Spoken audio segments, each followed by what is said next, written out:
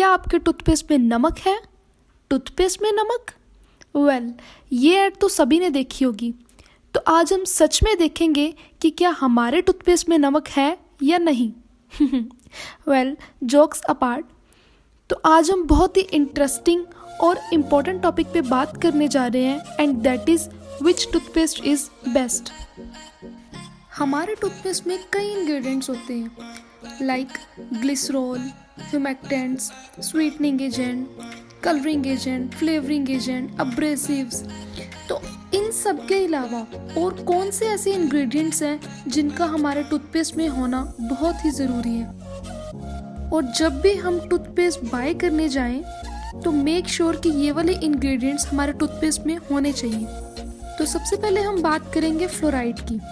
Fluoride एक ऐसा element है जो हमारे टूथ के इनेमल को प्रोटेक्ट करता है। टूथ का इनेमल मीन्स हमारा टूथ काफ़ी लेयर से बना होता है जिसमें से इनेमल उसकी आउटर कवरिंग होती है और जो फ्लोराइड है उस आउटर कवरिंग को प्रोटेक्ट करता है। अगर वो आउटर कवरिंग धीरे धीरे थिन होनी शुरू हो जाए यानी कि वो कम पड़नी शुरू हो जाए तो लोगों को सेंसिटिविटी की प्रॉब्लम आनी शुरू हो जाती है।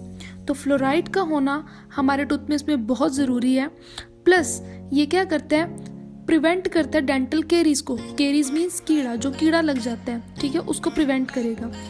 तो मतलब फ्लोराइड का होना हमारे टूथपेस्ट में ज़रूरी है।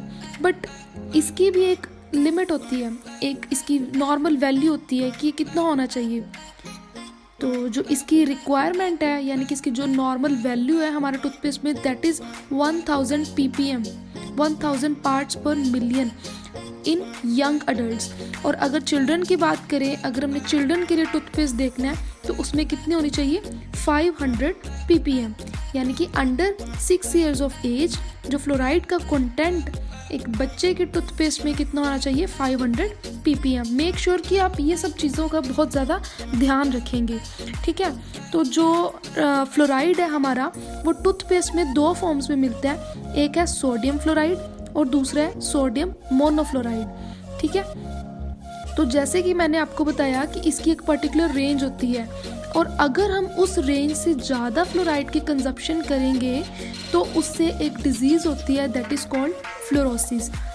उसमें क्या होने लग जाता है कि हमारे टूथ के ऊपर वाइट स्पॉट्स बनने स्टार्ट हो जाते हैं। इसीलिए एक पर्टिकुलर टूथपेस्ट यानी कि अगर वो अडल्ट्स के लिए टूथपेस्ट है तो वो अडल्ट ही यूज़ करेंगे, अगर बच्चों के लिए टूथपेस्ट है तो वो बच्चे यूज़ करेंगे, यानी कि बच्चे अडल्ट वाली टूथपेस्ट ना यूज़ करें क्योंकि अगर वो एक्सेस में होगी तो वो क्या हो जाएगा, डेंटल फ्लोरोसिस।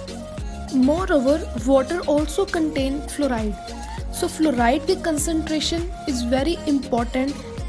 कुछ बच्चे टूथपेस्ट के टेस्ट की वजह से उसको खाना पसंद करते हैं, सो जिसकी वजह से उनके अंदर फ्लोराइड का कंटेंट इंक्रीज हो जाता है। Like if a 10 kg child ingest 1 to 3 milligram of fluoride then उसके अंदर फ्लोराइड टॉक्सिसिटी हो जाती है जिसकी वजह से उसको काफ़ी सिस्टमिक प्रॉब्लम्स भी आने लग जाती हैं like vomiting, nausea, headache, stomach एक, GIT disturbance, skeletal fluorosis like.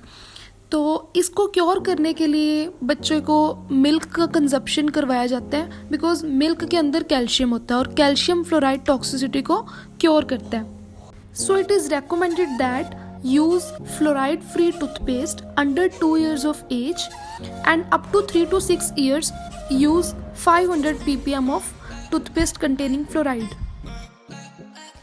तो आप सबको पता चल ही गया होगा कि फ्लोराइड हमारे टूथपेस्ट में कितना इम्पोर्टेंट इंग्रेडिएंट है। तो चलते हैं हमारे नेक्स्ट इंग्रेडिएंट पे that is sodium lauryl sulphate जिसे SLS भी कहते हैं। So basically it is a detergent that cause toothpaste to form.